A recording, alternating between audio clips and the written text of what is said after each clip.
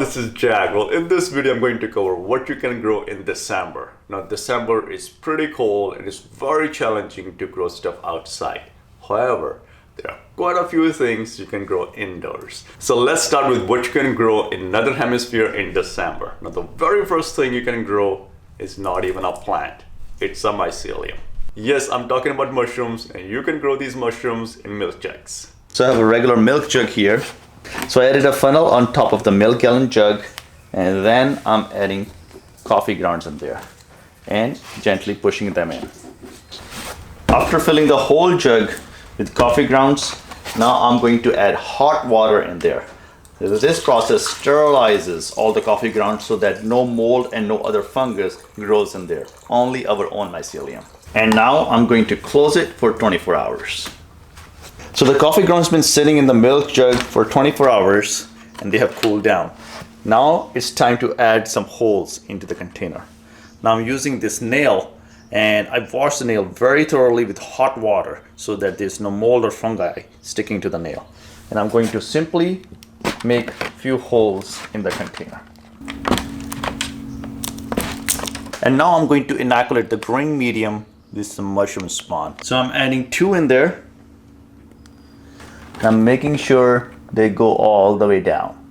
Now, the best temperature to grow your mushrooms is 55 to 75 degrees Fahrenheit, which is 12 to 24 degrees Celsius. And mushrooms love humidity, and that's what the milk jug is going to do. When closed, the milk jug is going to maintain the humidity in the coffee grounds. So when everything is done, just place the milk jug in a dark corner of your garage or a greenhouse. So it's been 2 months and the mushrooms have started growing. Let me show you.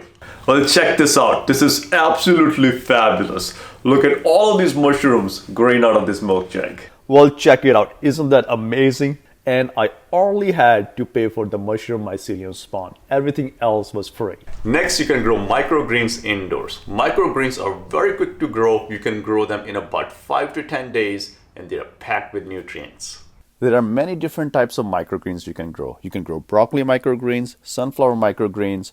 However, for this video, I'm going to show you how you can grow pea shoot microgreens, because pea shoot microgreens are the easiest microgreens to grow. First, start with some pea seeds. Pea seeds are quite large in size as compared to other microgreens. Add the pea seeds to a glass or a container and then add water to soak the seeds for 24 hours. I usually use a 10 by 20 flat to grow my microgreens. However, for this video, as an example, I am using a smaller container you get when you buy mushrooms. The growing medium I use to grow my microgreens is coconut coir. Coconut coir is free of pests and bugs and also retains moisture very well.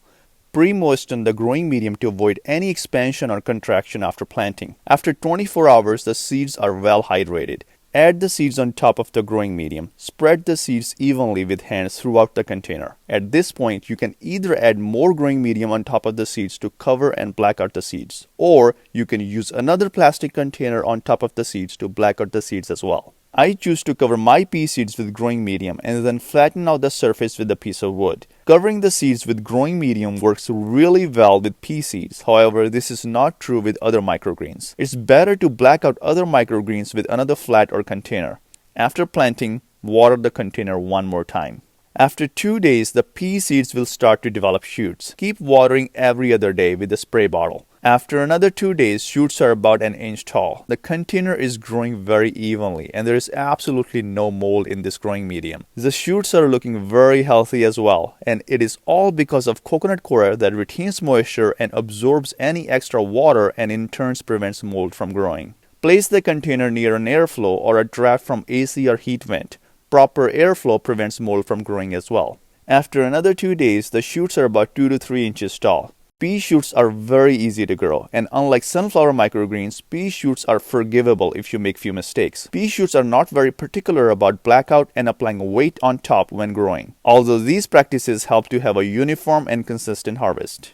After another 3 days, the shoots are about 5 to 6 inches tall and ready to harvest. The growth is straight, smooth, and healthy. Harvest the shoots with scissors or knife. Take about 4 inches of shoots when harvesting. Look at these beautiful shoots. I'm going to chop these up and add to my dish. Next, you can grow sprouts, and sprouts are also packed with nutrients that only takes 3 days to grow sprouts. Measure quarter cup of mung beans and add them to a container. Add water and soak the beans for 12 hours. After soaking, the beans will expand. Sift out any broken beans and rinse the beans with fresh water. Get a clean mason jar and add soaked mung beans to the mason jar. Take out the inner lid of the mason jar, leaving only the outer part. Take a clean piece of cheesecloth and place the cheesecloth on top of the mason jar. Now screw the outer part of the lid on the jar. The extra cloth around the jar will shield the mung beans from light. Place the jar in an area of the kitchen that does not receive any sun. Rinse the mung beans at least 2 to 3 times a day with fresh water. Simply use the fork to strain the mung beans. After 2 days, the mung beans will start to sprout. After 3 to 4 days, the bean sprouts will grow enough to harvest and eat.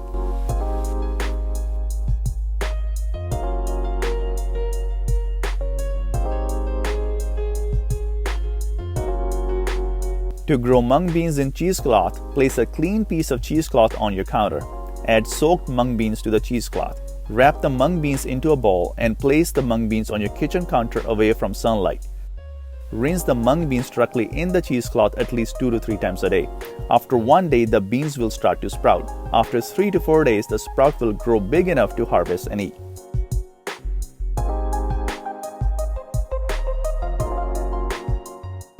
Next, you can grow a variety of herbs indoors, either on your kitchen counter or next to a windowsill. Number 1. Dill. You can easily start dill from seed. In 1 to 2 weeks, the plants will start to emerge. The first set of leaves might not look like dill, but dill reclaims its signature shape of leaves after the second set of leaves. Dill leaves are very thin and look like fine threads. Dill is perfect for growing on kitchen countertop. Dill tastes like a combination of fennel, anise, and celery and makes a great addition to soups and roasted potatoes. Number 2. Thyme. Thyme is a perennial, however it makes a great addition on kitchen countertop. Thyme is winter and frost hardy and grows outside very well. Seeds of thymes are difficult to germinate. The best way to grow thyme is from a cutting. Number 3. Oregano. Oregano does not cope with winters very well. However, it is very easy to grow oregano on kitchen countertop. Oregano can be grown from a cutting or from seed. Oregano has a very strong flavor, so use oregano in your cooking very carefully. Number 4. Sage.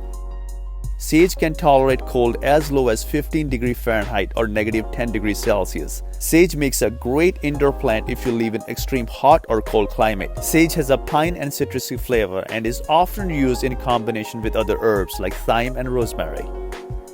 Number 5. Parsley.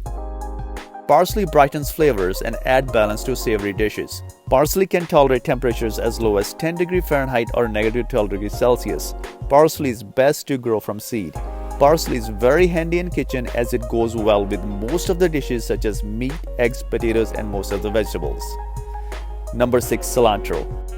Also known as coriander, cilantro is probably the most popular herb and it is heavily used in Indian and Mexican cooking. Cilantro is best to grow from seed. You must split the seed in half before planting to make sure the seed germinates quickly. In just 1 week, cilantro starts growing. Cilantro planted in spring rushes to flower very quickly, so it's best to plant cilantro in fall, or you can always grow cilantro on your kitchen counter all year round. Number 7. Tarragon. Tarragon is winter hardy perennial and will tolerate frost very well. Tarragon can survive temperatures as low as negative 30 degrees Fahrenheit or negative 20 degrees Celsius. You can even grow this herb in Alaska and Norway. However, this herb also grows really well on your kitchen counter. Tarragon is used extensively in French cooking. Number 8. Basil. The amount of basil that I need in summers cannot be grown on kitchen countertop. I have a whole raised bed dedicated to growing basil. Basil, however, dies in winter. To keep basil alive, I bring basil inside during winter and then propagate basil using cuttings in the first week of spring. This way, I get a head start on my basil bed for the entire summer. Basil also grows very well from seed and it is very handy to have on your kitchen counter. Number 9. Mint. Mint is great for drinks and tea. Mint also grows very well from cutting or simply from root. Now, if you're a friend watching from a southern hemisphere, watch the video I made on things you can grow in spring or in summer because that's what you will be doing in December. Well, I really hope you enjoyed this video. Keep growing and I'll see you in another video.